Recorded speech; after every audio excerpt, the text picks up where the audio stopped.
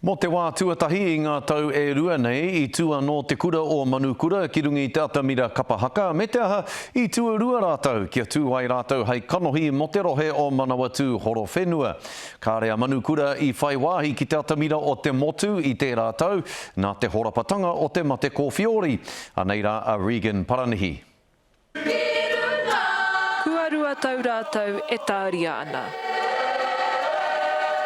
E rite ana ki te takahi I te papatū waiwai. Kei te kite te ngā kauwhiwhita, ki roto I a rātou ki atu, kia eke, kia whakātu atu I tēnei, I tō rātou aroha nui ki te kapahaka. E mohio whānui ti ana te kura nei mo te nui o ngā whakamanahau ā-motu. Ko te kapahaka pia tētahi ara e whai whakamanahau anō. Tētahi ara e hono nei I nei rangatahi ki tō rātou ao Māori. E toru ngā waiwai ki tēnei taniwha.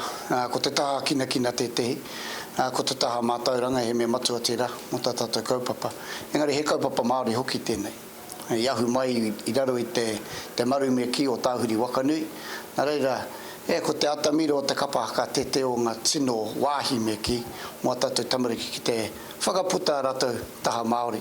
No ngā kura kaupapa Māori, putano I te motu e tehi o enei tauira.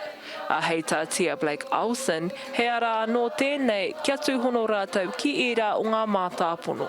Kia whai wāhi e rā tamariki e ngā kaunui ana ki te kapahaka ki roto I tēnei kaupapa, koira te whainga nui. He toko maha ngā tamariki o tēnei kura e ngā kaunui ana ki te kapahaka, nā ko te whainga kia whai wāhi rātau ki roto I tērā ao. Engari, ko te puhi kai ore o te whakataitai nei te whainga matua. Ai. Koe rā te tahi o ngā mātāpono o Manukura. Kia whai ara te ao te arangi, ngā mahi katoa kia whai ki tōna kōtihitihi. No reira, koe rā te whainga, kia eke ki te taumata toa, kia eke ki ngā whakataitai ā-motu. Ka tū te whakataitai nei hei te mutunga wiki ki Manfield. Toko ono ngā kapahaka ka tuki rai ki te rai mo ngā tūranga e rua.